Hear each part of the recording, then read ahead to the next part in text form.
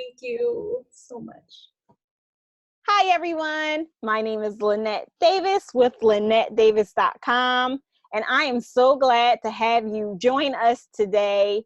I am here with my friend and who I also call my spiritual accountability sister. We have formed a sistership together rather than a fellowship, and her name is Crystal, but it's also Meisaan, and which is her Chinese name.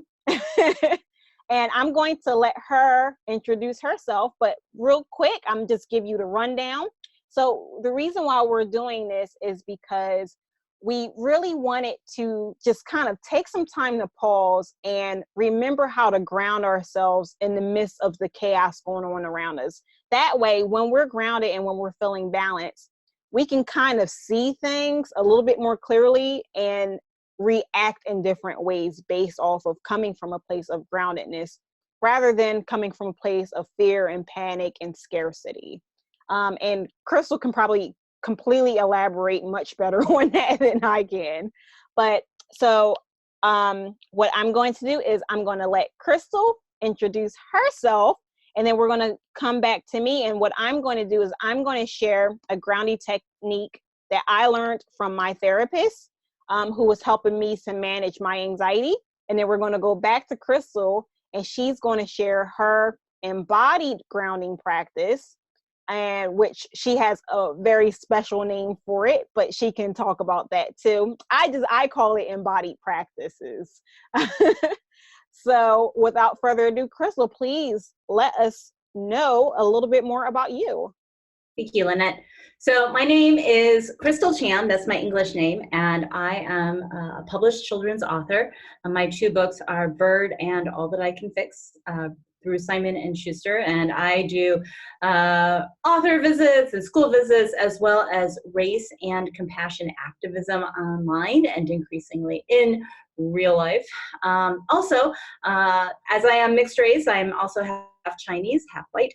My Chinese name, Meisaan, means beautiful coral, and it's under this Chinese name that I engage in my spiritual creative work.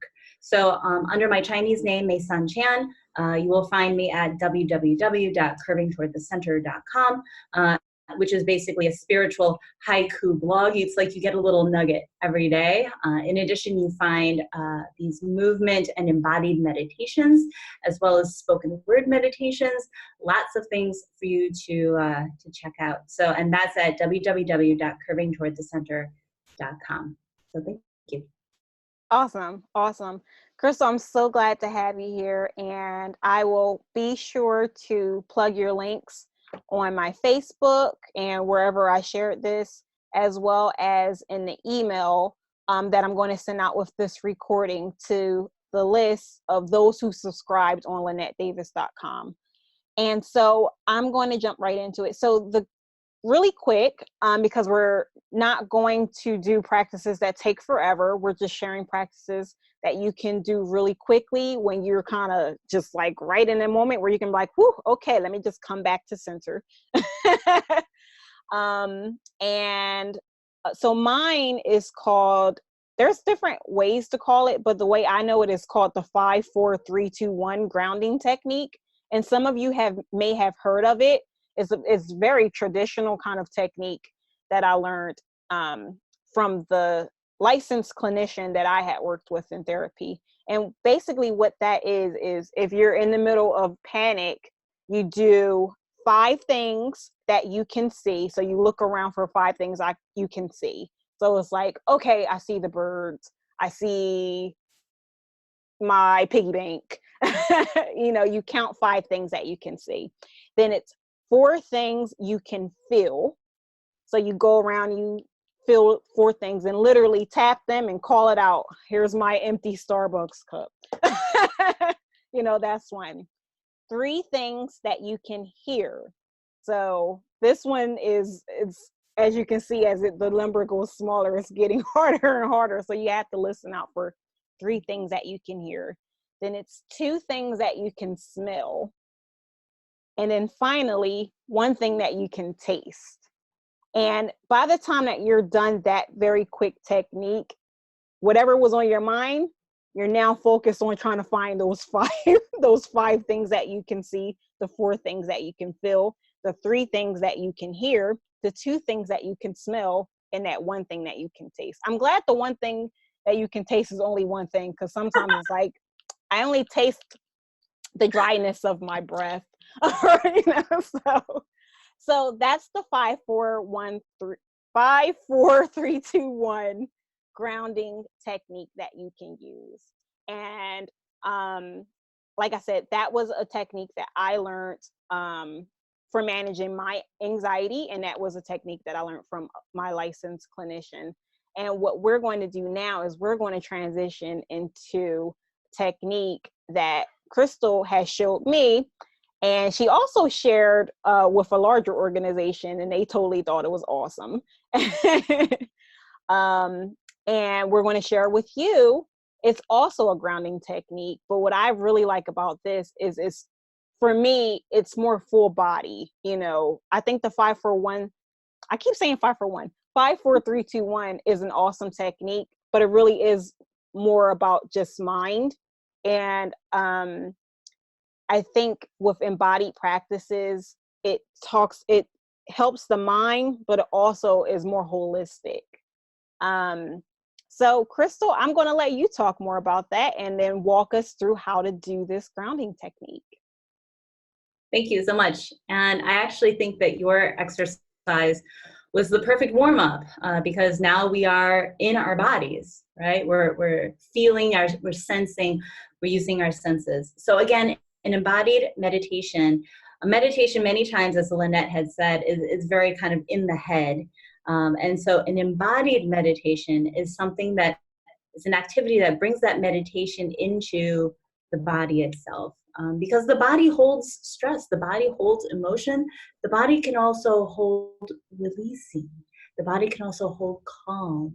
And so it's a matter of moving those emotions through us so we're not, clinging to something knowingly or unknowingly. So I'm going to start with this haiku, and I'm going to walk you through the haiku first. It's a very short 3-line meditation, and then I'm going to show you the movements that would make it an embodied meditation. So the 3 lines are, you bring me back to center.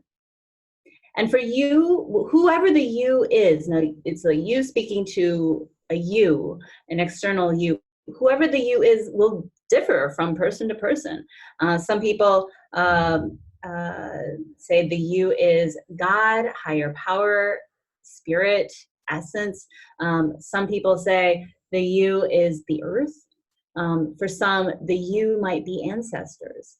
So the you really, it's really up to you who the you is. So you bring me back to center, centering on you, deepening the center. So those are the 3 lines. You bring me back to center, centering on you, deepening the center. So those are the 3. And here are the movements that go with it. When we, after I'm done showing you the movements, we'll practice this all once in its totality, and then we'll be done. Okay. So the first movement actually comes before the words even begin. And so the camera doesn't really show me, but put your arms out, kind of extend your arms out here. There you go, Lynette. You can show it better on your. So put your arms out and stretch them wide and just really feel in this sense, a sense of instability, right? You're scattered.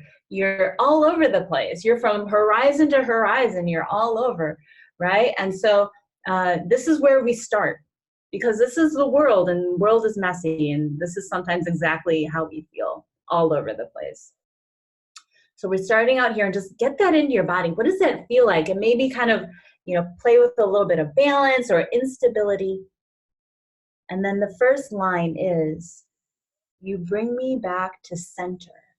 And the first movement is you take one of your hands, turn it into a fist, and slap it into the palm of your other hand. Okay? So you bring me back to center. Make a fist. And don't be afraid to just really feel the strength in your arms and in your shoulders and your back. Really feel those muscles working, connect with your body. Okay. And also part of this is also the strength for this, for me, is just really like getting, like if you're holding a lot of tension, feel the tension, your right arm, your left arm, the push and pull of the world right now, of your life, of the demands on you. Maybe you want to go this way, you want to go that way, but you bring me back to center. You have a center. What does that look like? And what does that feel like as you put that into your body and into your mind and back into your body again? You bring me back to center. Second line, centering on you. Now, it's probably pretty apparent these days that it's easy to center on other things, on just about anything, be it the headlines, the crisis of the day. Um, but instead, we're looking for something that is more permanent, right? So we're centering on you. And again, whoever that you is, that is who you are choosing to center on. So you bring me back to center, centering on you. And the last action is deepening the center. And you slowly move your hands, both of your hands, down to your navel area, down to your center. So actually the center of your inner life is now meeting the center of your body, center to center, at the line, deepening the center. Because we don't just want a center, period. We want a center that is deep. We want a center that is deeper than the chaos that's going on, right? We want a center that's grounded, that is immovable. And in order for that center to be immovable, it needs to be deep. It needs to be deep. So that is the meditation itself. So we're going to do this one time in its totality, and then we're going to wrap it up. All right, so again, start out here with your arms. Kind of really feel that instability, maybe the shifting sands. Every day is different. Every day brings a different headline. Every day brings a different issue, a different facet. But you bring me back to center. Breathe in and feel your body centering in this. Centering on you. Breathe in gently. Breathe out gently.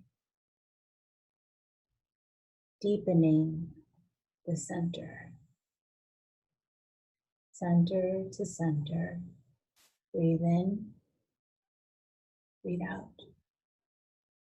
And if this feels good to you, the center to the center, and that it's deep and safe, stay here as long as you need.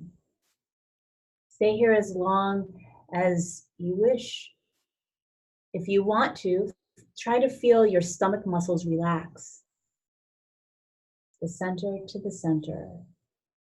You are safe and you are grounded. Thank you very much for joining me, and thank you, Lynette.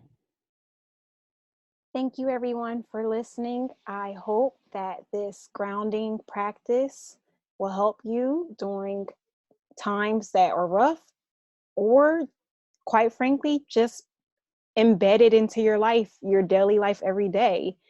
Sometimes we don't have to wait for things to happen. These can be preventative or maintenance measures.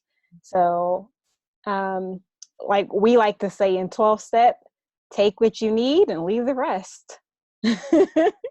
Thank you, Crystal, so much for coming on and sharing this practice with us. Again, thank you, everybody, for listening.